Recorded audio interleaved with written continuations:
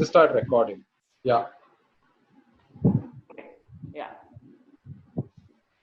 So our guest for today is Devaiah Bopana, and I'm really excited to have him on this podcast, PodX. And he has studied engineering, which is something which almost all content creators do right nowadays. We've had a lot of people, and he has been a content writer, he's been a copywriter, he's been head writer at AIB, and now he has his own startup, All Things Small. So we're really excited to have you here, Devaiah. How do you feel? Same here, Ayush. Excited to be here on your podcast during this crazy lockdown, trying to get all this tech to work to make sure I'm heard and you're seen and I'm seen. Yeah. So, I actually wanted to know this? What's a copywriter and what is a script writer? What are the differences between the two? So Like, essentially, so with copywriting, you're basically writing advertisements. It is strategy-based communications, like you're writing like a tagline. You're thinking of the brand. You're given a brief, basically saying that this brand has this issue. It needs to be relaunched. Needs to be launched. So you conceptualize the whole campaign right from what its tagline is going to be, right from what its TV commercial is going to be. So it's a more strategy intensive process, and that is copywriting.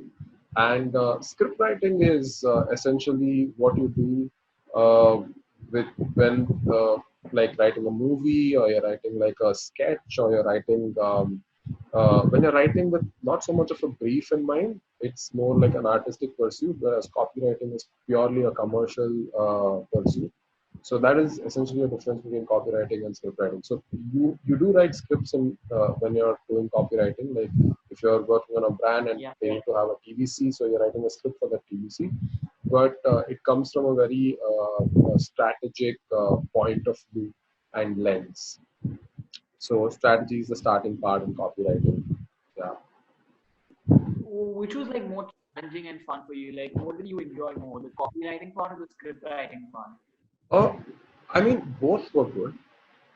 It comes with its own set of challenges. Like, for example, in copywriting, you are trying to change the perception of a person, all right? Like, you are going to tell them that, hey, the detergent you are using right now sucks, use this detergent. And now to do that, when there is like a bunch of interruptions, and essentially everybody hates advertising. I mean, nobody turns on an ad; they usually turn off an ad. So there is a lot of challenge there in sort of getting people to sit up and listen to what you have to say.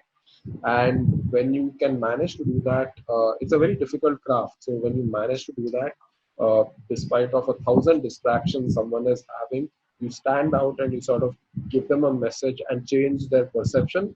It is a very powerful skill set to have.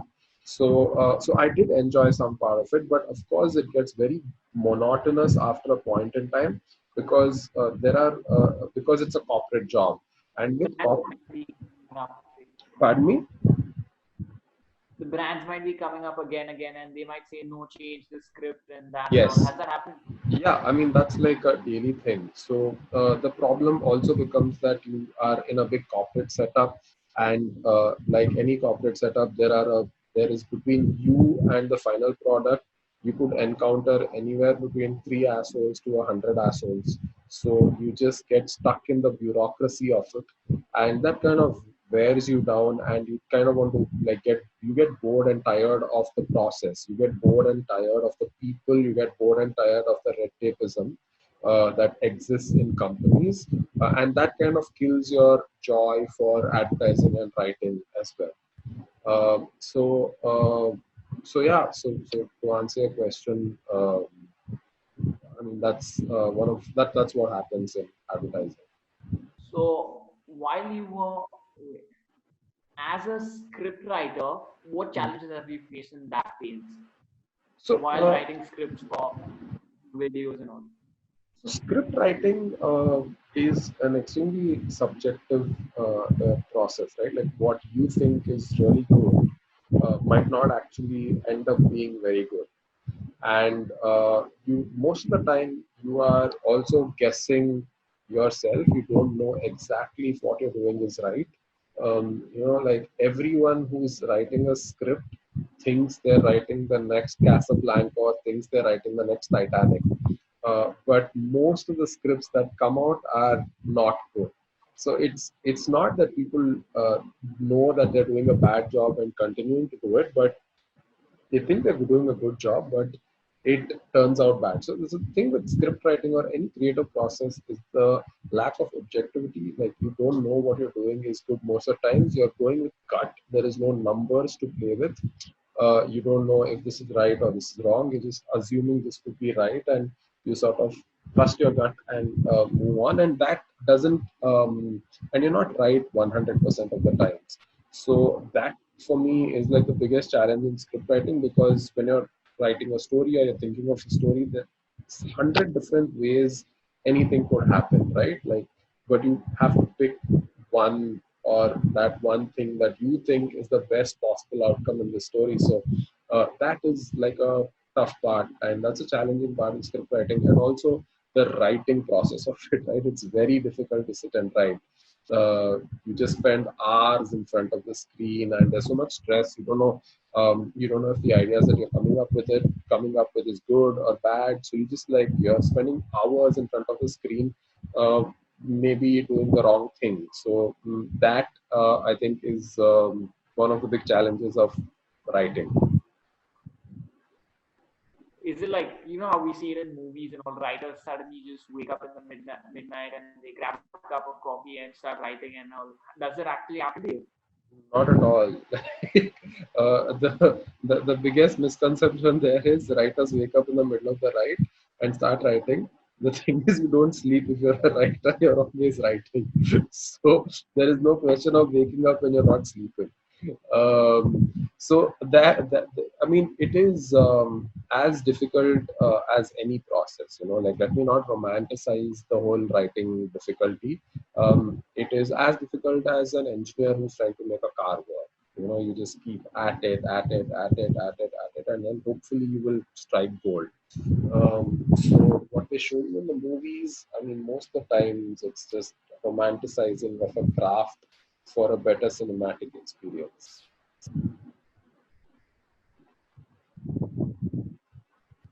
So, like after writing scripts, how many have you discarded? Has that ever happened? Right, you discarded more scripts than you've written. Like you suddenly write a script, you're like, oh, it's nice, but afterwards you're like, oh no, this is not nice, and you just throw it away or something. All the time, I Has think. that happened? Yeah, all the time. I think there is just a 10% chance of what you write being good. So 90% of the times you're just discarding. So most of the time you're discarding. And it's just 10% of the times that you just think that you struck something that is good, and otherwise just throwing stuff away. So, could you tell us about all things small and why did you decide to start it? Well, so after my last job at AIB, I wanted to do something that was very different. I didn't want to again venture into like comedy or like writing sketches or directing sketches, or I want to do something very different. So All Things Small is basically a true stories company. We do documentaries, we do podcasts, we develop like movies, shows. So anything that is based on a true story is what we want to do. And I mean, so actually my co-founders had just started it, and then I joined them when they were a few months into the process. They told me about the idea, and I was like very excited. So it's a company that has like my two other co-founders are senior journalists and editors. So it's a mixture of research, journalism, and storytelling. So that's essentially how I'd like to package what I do. Did it like feel weird or different? Like suddenly jump from comedy to something that is really very serious. So, Yeah, yeah. I what, mean, what was it? I still Having feel it in is your weird head? and different. I'm still trying to get to grips with it. It's a very different process. Um, there are not so many experts in this domain. So for me to sort of talk to people and figure things out. So it's basically I'm making my mistakes and I'm learning from them. I don't have people to learn from. I'm learning more from my mistakes. So which usually is a slightly longer process. So yeah, so that's what's been happening in the last few months. Okay. Could I just put in an AIB question if you don't mind? Like, Yeah, what did you feel when you shut down? If you don't mind, I yeah, obviously that felt was very, one question. obviously I felt very bad. It was crushing because it was a brilliant job. It was like it was a dream job to have it. And when the job stops existing and you work with some fantastic people, some most talented writers you get to work with, you get to team with them, you get to create with them. So when all that comes to an end, it definitely hurts. And yeah, I mean, it was tough, but got to bounce back and got to do things. So felt sad for a while and then moved on, and I guess everyone has moved on, and everyone's been doing great things post AIB. So super proud of everyone and everything that's happening. I was Yeah, telling I noticed something. it. In fact, a lot of I just want to know more about you. Like how are you doing this podcast, and like tell me something about yourself.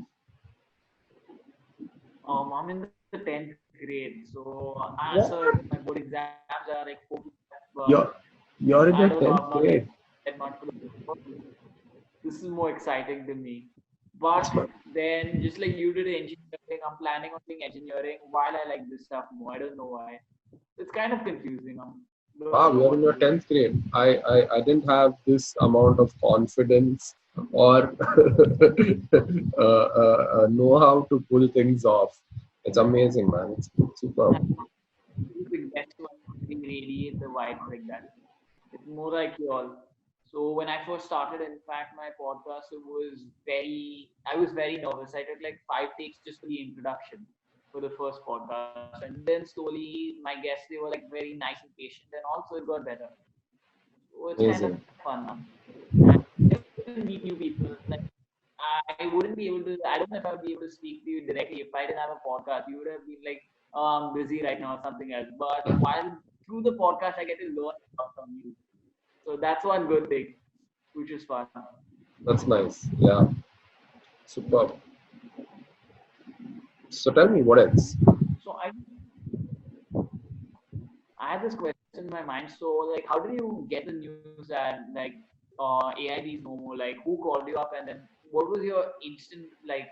Was it like you were like, oh, this is over, and I don't know what to do, I'm lost or something, or what just happened? I didn't hear the question. Can you repeat that again, please? Sorry. So when you got the news that AIB is shut down AIB is shut down, so like who gave you the news, and then what was your reaction? Like you're like, oh, I'm lost and I don't know what to do, or you knew what to do the next moment, or you were just like lost in depression or sad or something. I mean, the four co-founders informed us that this is happening, that we will not be able to continue, and obviously was lost because it came out of the blue. It wasn't planned at all. You can't plan these things. So that that happened, and then I wouldn't say I was like depressed is too strong a word. I I did nothing for about 2 3 days, and then I just started like going back and writing. So I started writing columns, started writing articles. I started talking to people. I started meeting people to figure out what is happening in the market. So yeah, I immediately got to work. So I didn't like take a break or anything of that sort. So yeah, that kind of helped that I got back into work immediately. So it didn't like wear on my mind for a long time. Tell me something. Okay. Why do you want to do engineering? Sorry. Why do you want to do engineering? I don't know. Wait, this podcast is actually cooler because you're asking me questions instead of I mean, that's a me podcast. asking you. But I don't know really. I think I find programming cool, so I did a Hmm. Udemy course when I was in the 8th, I think, which Hmm. was basic web development. But then after that, I was introduced to WordPress, and then I just said goodbye to all the programming. But then I Okay. think it's fun when you get to control something. Maybe like when you create a program, you design everything from scratch, which Hmm. is kind of fun. So I really enjoy that part. So hopefully, if I do engineering, it'll be in the software side. That's good. I think a lot of what do you say, glorification has happened around people dissing engineering and just like saying that hey, engineering sucks and like I'm just doing it because I don't know what else to do.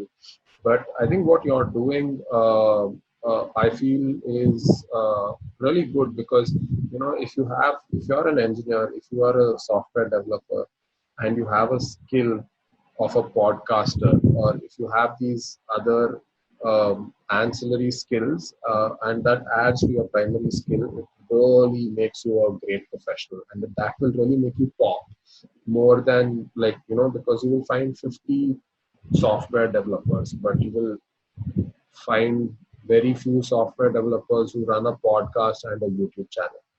So I think it's if you love engineering, it's insane. I think you'll like really kill it over there. What kind of stuff do you watch? So basically on YouTube, on the Indian, I usually, I think I watch a mixture of different content. So I watch comedy content also, and then I watch stuff like podcasts and other stuff. So in the podcast side, in Indian side, I watch Beer Biceps. Have you heard of it? Oh, I know Ranveer. Yeah, I've heard of Dear Biceps. I know him reasonably well. Yeah, so these podcasts are really amazing. So I spend a lot of time watching his podcast. Then I watch Gary Vee's content. Okay. So he's an American entrepreneur and he puts out all this stuff, Yeah, different content. So I that is watch actually fun. I watch some of his stuff. He's very good. He's one of the few people who has done a lot of shit, and he talks sense. A lot of people are put off by the way he talks, and they think that this guy keeps faffing all the time. But I mean, when you look at his content, and it makes sense. And I mean, being in the content side for like what last 5 6 years, and then listening to him, he's not faffing. Like I've met a lot of people who faff, and they say they know content, and say they know platforms and YouTube, but this guy doesn't faff. And I mean, what better way to do it than himself being like, the top YouTube creators and Insta creator, and he knows what he's doing. So, I mean, that's good. What kind of comedy do you watch? Comedy, I watch Ashish Chanchlani, then there's BBQ Vines, then I used to watch AIB a lot of it, but not much. And then there's Harsh Beniwal, Amit Bharana. So these guys are pretty cool in the comedy side, Yeah, which is really fun that Indian YouTubers are doing so well. And I don't think I watch American comedy much, except Trevor Noah. nice. Super. You were asking me something before I asked you this. Yeah, so I was actually asking you, I actually got into this podcast thingy because of Gary Vee. So Gary Vee is continuously like, go pump out content, go put more content on YouTube, start if you're not doing anything. So I started because of that, and then it got better. I really enjoyed this part every day. Whenever I have a podcast or something, I'm super excited and fun. Yeah, I mean that's great. So see, I mean he's making you do things, so he's definitely working in terms of what he's setting out to do. That's good. So you want to put on more podcasts on your channel and like grow the channel. That's the idea. Yeah, that's the main idea. How So what regular would are be you? your sorry? How regular are you in posting stuff? So I've done once in 3 months, I think. I've done only three podcasts a day. Okay. So once in every 3 months, I think. I think you need to like crunch that down a little bit, like do once at least every 2 weeks, and then I think the channel will grow. Yeah, Yeah. you were asking me something. Yeah. What would be someone who, what would be your advice to someone who wants to get into content writing and script writing? Like, how do they get in that state of flow or something like that? Uh, well, I think the only advice is to create content, because and you are at a massive advantage. I've known of very big advertising people who don't even do what you're doing right now, but talk to people like they've done everything else. So they give gyan and then they consult for people, but I don't think they've ever put out one piece of content in their lives on their own.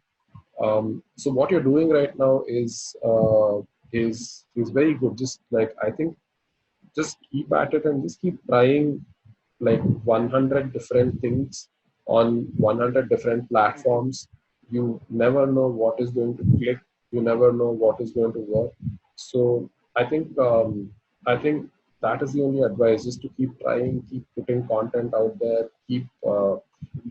Also, very important is to keep doing it well and sort of keep growing. And for you to keep growing, you need to, I feel, watch way more stuff, um, um, way more creators, especially abroad. Because even in India, I feel the content scene, not many players are up to the mark. Uh, they are working because like the masses like what they're doing, and nothing wrong with that. But I think there's much better stuff that can be done. So I feel what you're doing is great, and I think you should watch more stuff. Watch more podcasters outside of India. Listen to a lot of podcasts. There are, there's Spotify, there's Google Podcasts, everything is there for free. I think listening to a lot of podcasts will also sort of help you with your content, and I think it would be a good place to start. So, and what do you think about these TikTok? So there are a lot of people who get famous on TikTok, and quite a few of them are not like going for graduation. They're dropping halfway out. So what do you think? How long is this going to last? Like a Oh, lot of them are like getting brand deals and all suddenly without putting in much effort. so I mean, I wouldn't say they're not putting in much effort. Brands are approaching them, the pages are becoming big, so definitely they right now are doing well. But the thing is, it's very dangerous to plan your life around one platform. It's very dangerous to take long-term decisions on hedging you're putting all your money on one platform, and platforms just change. So when I was in college, 2000 around 2006, you heard of Orkut? No, You, not heard of it. yeah. So Orkut was as big as TikTok today, and this was 15 years ago, and you don't even know of it. All right. Um, in 2012, between 2012 to 2016 to 2017, Facebook was huge. Facebook was huge. I know a lot of creators who had millions of Facebook followers, and then Instagram came, and most of them, that following doesn't count because Facebook is dead right now. I will grab it. Yeah, and now you have Instagram, and Instagram is peaking, and then you have TikTok. TikTok is peaking. You have Hello is peaking. You have ShareChat is peaking, and then you have LinkedIn, which is coming up. So what I'm trying to get at is the platform that you're in right now will be irrelevant in 4 years' time.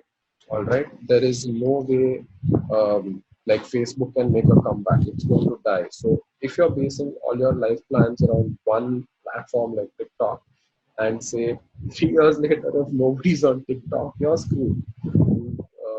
You have yeah, you pretty much screwed up your life. So I mean, if you still want to drop out of college to pursue content, I think it should be done for the right reason, not because you went viral on one platform.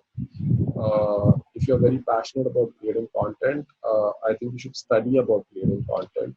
You should create content on multiple different platforms. And if you're working on many platforms and you're completely understanding how this content is working, then I think you should be brave enough to sort of say, okay, if I can master 4 5 platforms right now, I can. There is the like the mathematics of it will suggest that I could master a platform that's going to come up 3 years from now.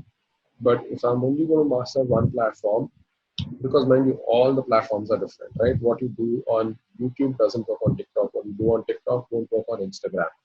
What you do on Instagram won't work on Hello or Share Chat.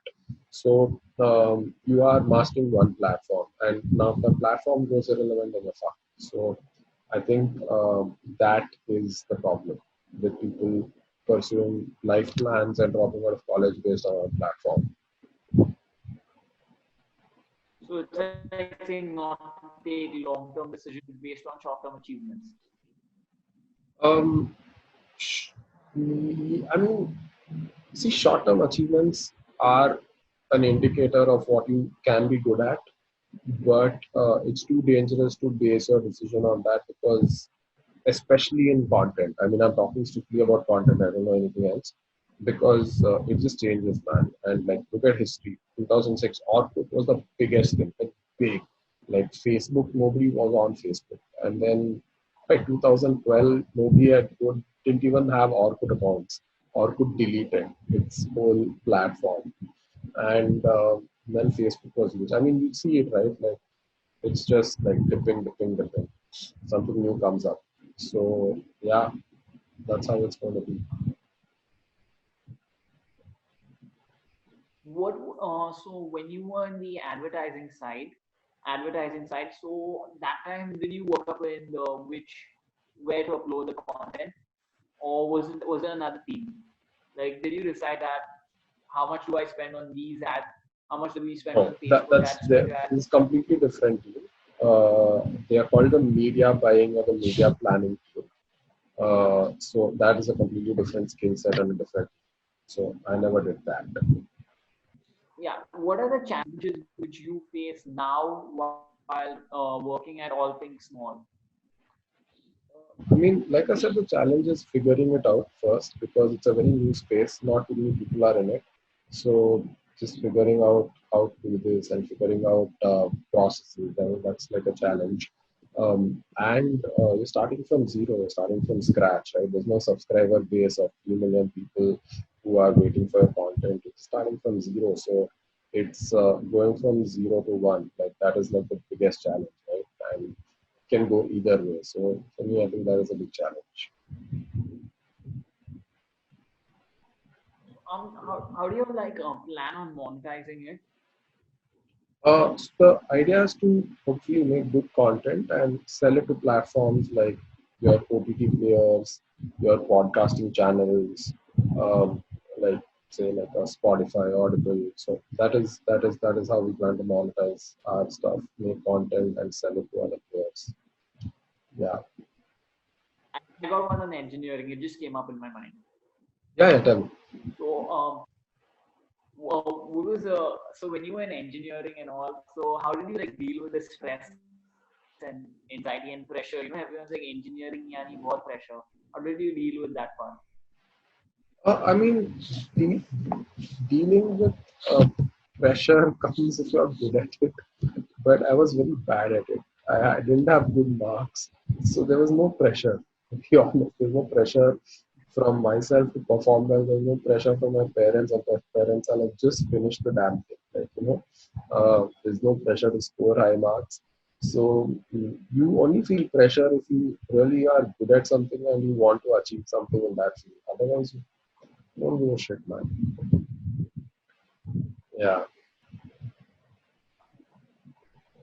Okay. So, but just, how did you like change it? You went into engineering and then you suddenly went into content writing. So, how did that change happen? What made you take that decision? So I did some. I think the best thing I did back then was after my 12th standard, I interned at an advertising agency. And after my second year of engineering, again, I went back for an internship at an advertising agency. So I was very early on aware of what was happening in that field and in that space. And I kept going back and working and trying things out. So I knew the minute I finished my engineering that, okay, this is what I want to do. So I think internships are a great place to start. Like, and the earlier you start, the more you'll understand. Okay, that was really fun having you, Devaya. Thank you so much for being a guest on my podcast. I Thanks. really enjoyed it. Same here, Do tell Ayush. them to subscribe. Yeah, please like, Definitely. share, and subscribe to Ayush Majithia's channel on YouTube. And he's promised to put out more content.